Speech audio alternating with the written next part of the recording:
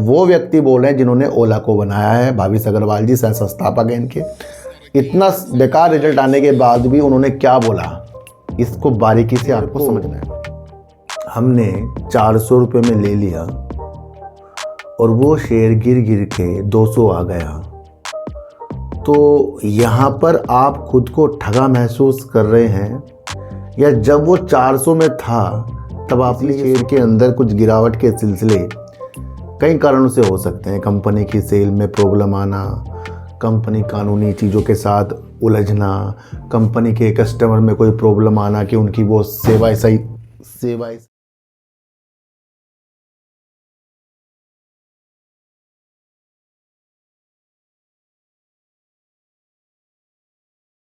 नमस्कार, मैं स्वागत करता हूं आपका अपने ही चैनल पर जिसका नाम है सार्थक बाजार से। आज हम बात करेंगे ओला इलेक्ट्रिक की, क्योंकि उसका Q3 आ गया है और Q3 की चीज़ों को समझेंगे, रहस्य को खोजेंगे। देखो सर, कभी भी किसी शेयर के अंदर कुछ गिरावट के सिलसिले कई कारणों से हो सकते हैं। कंपनी की सेल में प्रॉब्लम आना, कंपनी कानूनी चीज़ों के साथ उलझना, कंपनी के कस्टमर में कोई प्रॉब्लम आना कि उनकी वो सेवाएं सही से नहीं हो रही है, या अलग अलग चीज़ें कुछ भी किसी ना किसी कंपनी के साथ चलती जाएगी। तो जब तक कि वो चीज़ें उसके साथ रहती है तो कहीं ना कहीं कंपनी की हमें टेंशन बनी रहती है। पर अगर कुछ कंपनियों में बहुत ज़्यादा टेंशन है तो फिर उसमें म्यूचुअल फंड वाले अपनी हिस्सेदारी को क्यों बढ़ा रहे हैं, मतलब ले रहे हैं। सोचने का विषय है कि जो देश के DIs होते हैं, वो म्यूचुअल फंड वाले होते हैं, वो बहुत ना गंभीरता से विषय को लेते हैं। और अगर वो किसी कंपनी के अंदर तब आ रहे हैं जब एक तो शेयर प्राइस काफ़ी नीचे है और फिर उसके अंदर अपनी एंट्री बना रहे हैं।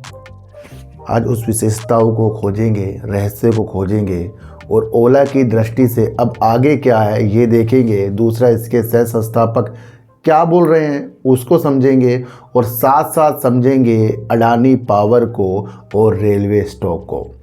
देखो सर, एक चीज़ मैं आपको बताऊं कि अगर किसी शेयर को हमने 400 रुपये में ले लिया और वो शेयर गिर गिर के 200 आ गया, तो यहाँ पर आप खुद को ठगा महसूस कर रहे हैं, या जब वो 400 में था तब आपने ये सोचा था, या हमने सोचा था कि ये कम समय में 200 से 400 हुआ है।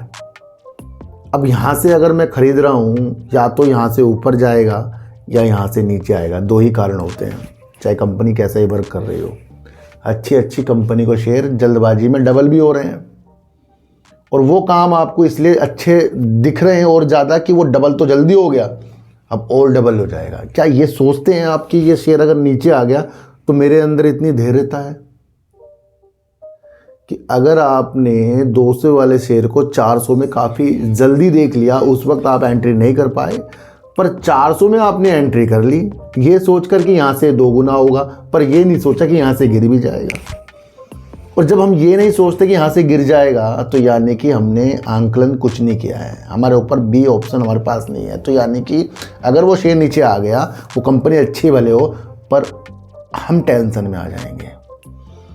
तो पहले जांच कीजिए कि कौन सा सेक्टर का शेयर जल्दबाजी में बुलंदियों पर गया है, और मैं वहाँ सोच रहा हूँ कि भैया ये नीचे नहीं आएगा, अब तो ऊपर जाएगा, तो गलती हमारी हो गई इसके अंदर, और प्रॉफिट लेने वाले प्रॉफिट कमा लेंगे। रेलवे के शेयरों में बहुत ज़्यादा, समझ में आया ना मैंने क्या कहा, रेलवे के शेयरों में बहुत ज़्यादा उछाल आए हैं, चाहे वो IRFC हो, IRCTC हो, रेल टेल हो, RVNL हो।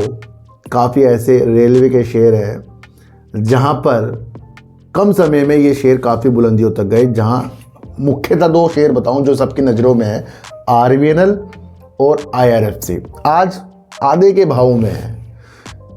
जिन्होंने नीचे से ले रखा वहाँ तो रेट में अभी आएगा नहीं, 35-40 रुपये वाले रेट तो अब नहीं आएंगे, लेकिन जिन्होंने इतने ऊपर दोनों को ले लिया होगा, अब वो आधे से भी उनका वो ओवरऑल लॉस हो रहा है, तो अब वो क्या सोच रहे हैं, मैंने बेकार एंट्री कर ली है।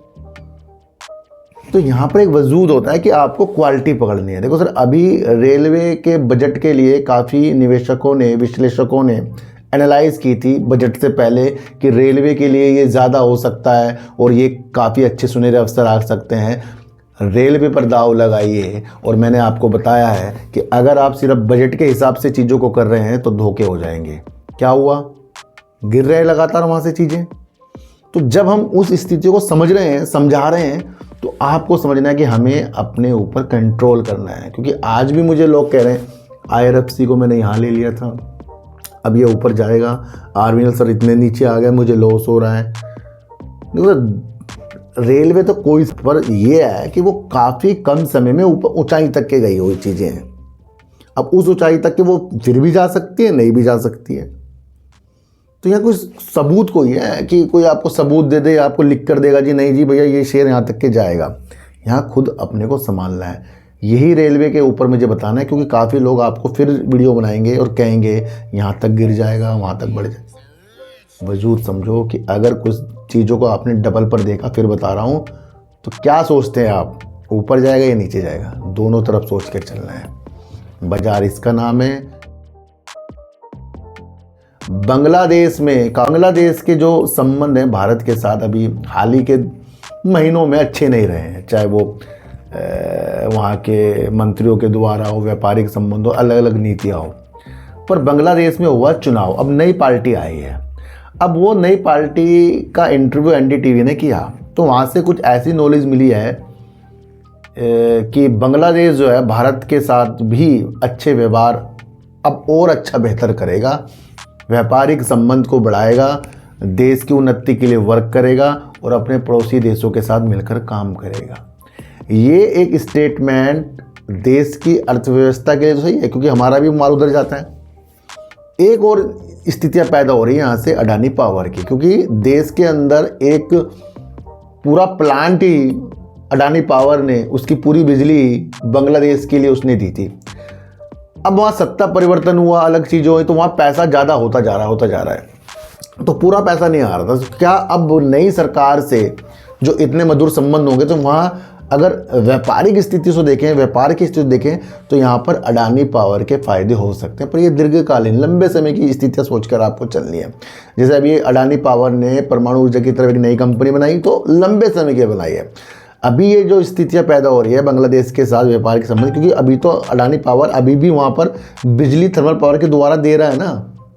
दूसरा, इससे पहले जो वहाँ की नीतियाँ चला रही थी, सरकार चला रही थी, उसने एक और सिंगापुर की तरफ, आपको पता है ना अडानी पावर के ऊपर जो वहाँ केस चल रहे हैं कि आपने हमें थोड़ा ज़्यादा रेट लगा दिए, उसकी भी मध्यस्थता की एक चीज़ें चल रही हैं सिंगापुर में। क्या नई सरकार आने के बाद समझौते होकर वो मध्यस्थता समाप्त हो जाएगी? तो यहाँ पर अगर मधुर संबंध बांग्लादेश के साथ, जैसे वहाँ के अब नई पार्टी बता रही है, तो भैया फिर वहाँ अडानी पावर का फ़ायदा होना है। थोड़ा सा आपको ये समझाना है। देखो सर, अगस्त 2024 में ओला का IPO आया, करीब 76 रुपये करीब का इसका IPO खुलना था, और ये ऊपर खुला और अच्छे बुलंदियों तक ये ऊपर गया, 100 से ऊपर गया ये शेयर।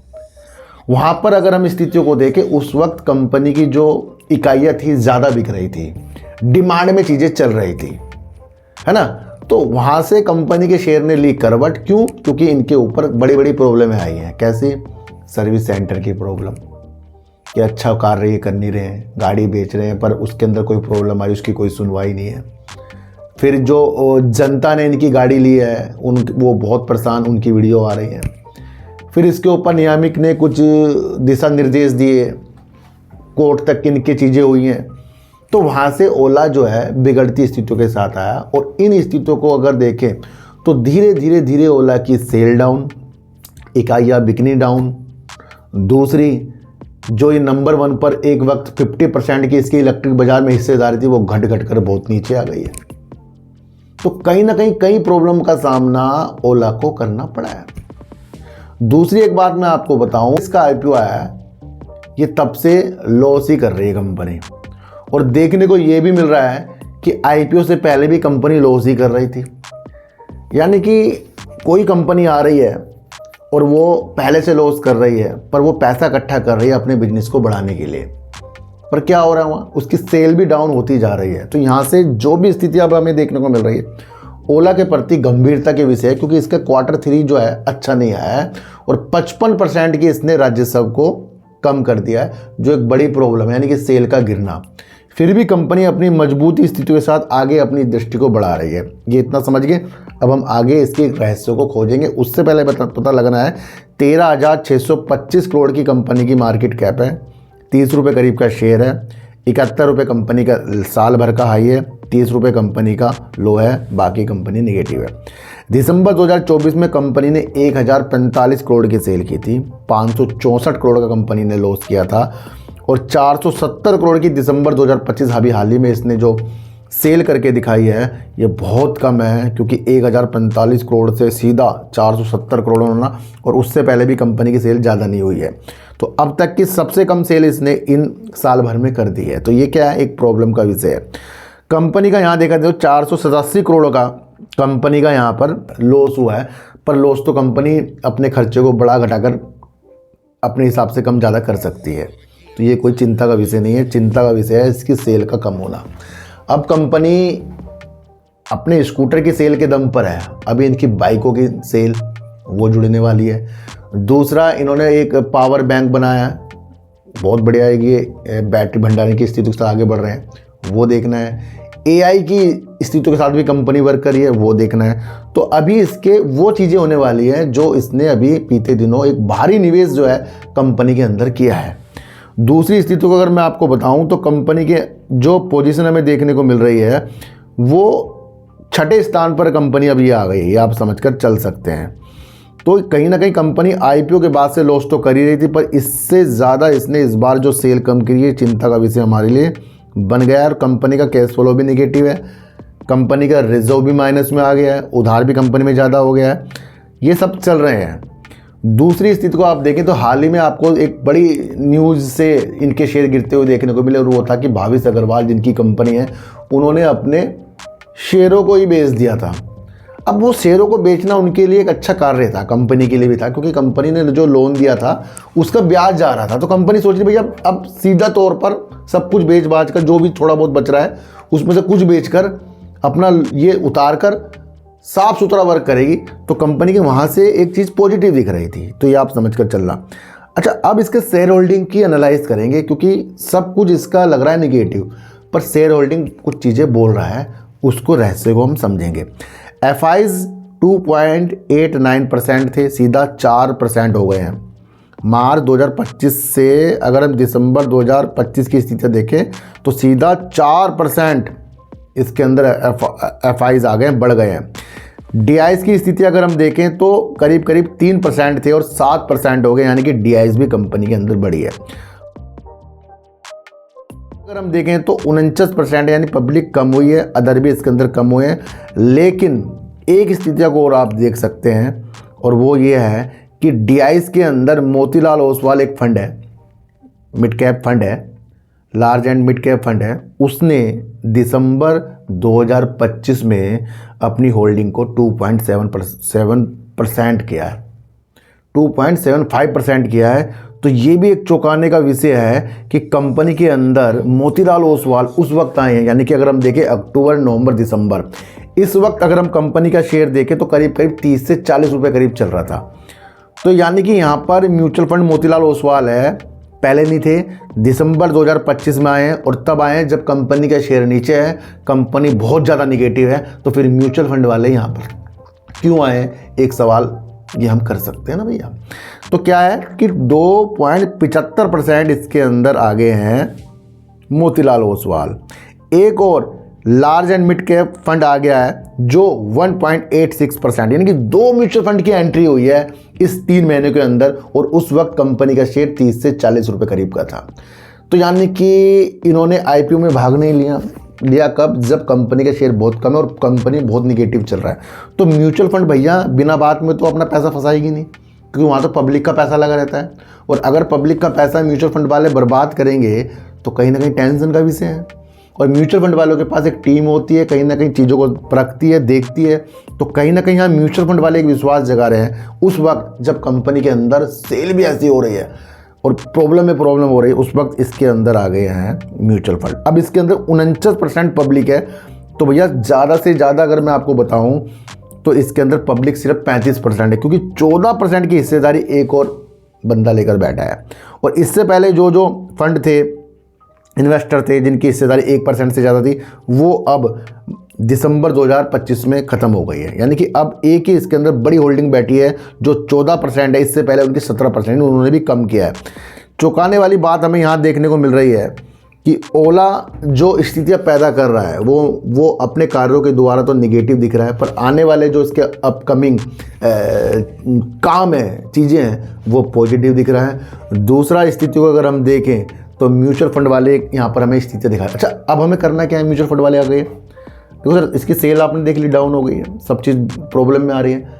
अब आपको मार्च 2025 का टीआईएस का कॉलम देखना है, इसको आप लिख लो।